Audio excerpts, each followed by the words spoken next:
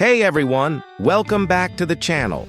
If you're wondering where to park your hard-earned money in 2025 for the best returns, you've come to the right place. Today, we're diving deep into one of the oldest investment debates out there, real estate versus stocks. Which one is the right move for you next year? By the end of this video, you'll have a much clearer picture. Let's start with a quick overview. When we talk about stocks, we're talking about buying a small piece of a publicly traded company. You become a shareholder, and your investment's value rises and falls with the company's performance and overall market sentiment. On the other hand, real estate investing means buying physical property, like a house, an apartment building, or even land, with the goal of generating income through rent or seeing its value appreciate over time. Both are powerful wealth-building tools, but they are fundamentally different beasts. Stocks offer incredible liquidity. Need your cash back? You can sell your shares with a few clicks and usually have the money in your account within days. The stock market also has a very low barrier to entry. With fractional shares, you can start investing with as little as $1. Plus, it's a relatively passive way to invest. You buy your stocks or ETFs, and you can pretty much let them do their thing without any late-night calls about a broken water heater. However, the stock market can be a roller coaster.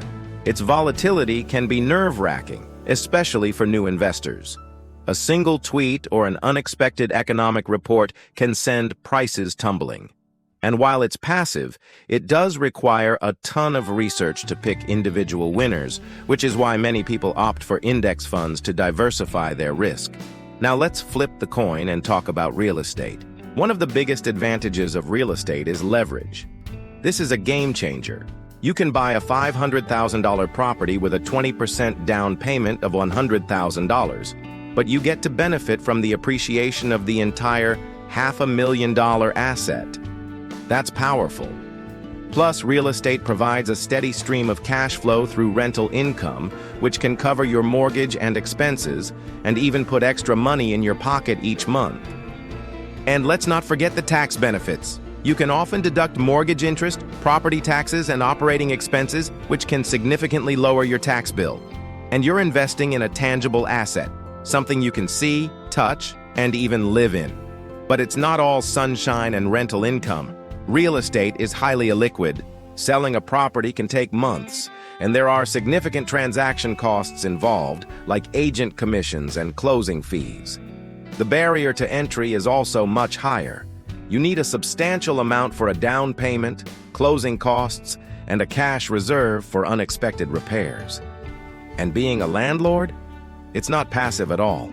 It's like running a small business. You're responsible for finding tenants, collecting rent, and handling maintenance. It can be a real headache if you're not prepared for it. So where does that leave us for 2025? The economic landscape is always shifting. We've seen interest rates fluctuate, and that has a direct impact on both markets. Higher interest rates can make mortgages more expensive, potentially cooling down the housing market. At the same time, they can also create headwinds for the stock market as borrowing becomes more expensive for companies. For 2025, many analysts are watching the central banks closely. If interest rates start to stabilize or even come down, it could provide a boost for both stocks and real estate.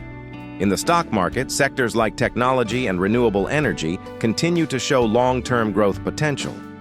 For real estate, areas with strong job growth and population increases will likely remain resilient regardless of national trends. It's all about location, location, location.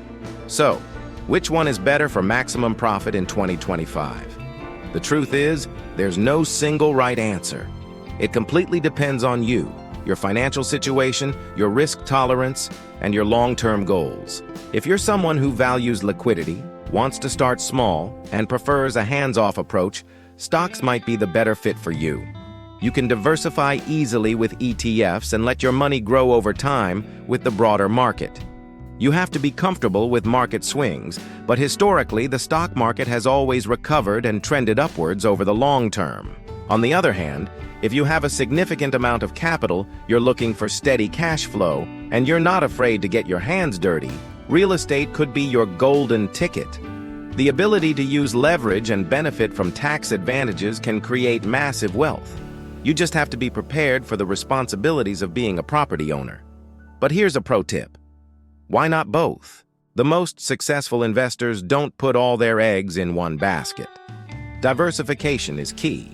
You can have a portfolio of stocks and ETFs providing growth and liquidity, while a rental property generates consistent cash flow and acts as an inflation hedge. Think of it as creating your own financial ecosystem. For example, you could invest in REITs, real estate investment trusts. These are companies that own and operate income-producing real estate, and you can buy shares of them on the stock exchange. It's like a hybrid approach, giving you exposure to the real estate market with the liquidity of a stock.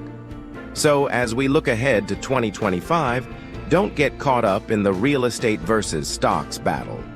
Instead, ask yourself, what are my goals? How much risk am I willing to take? How much time and effort can I commit? Educate yourself on both options. Start by building a solid foundation in low-cost index funds.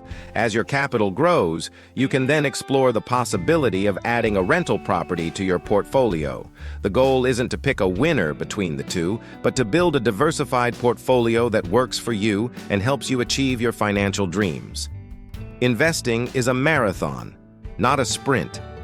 The decisions you make in 2025 should be part of a long-term strategy. Stay informed, be patient, and remember that the best investment you can ever make is in your own financial education.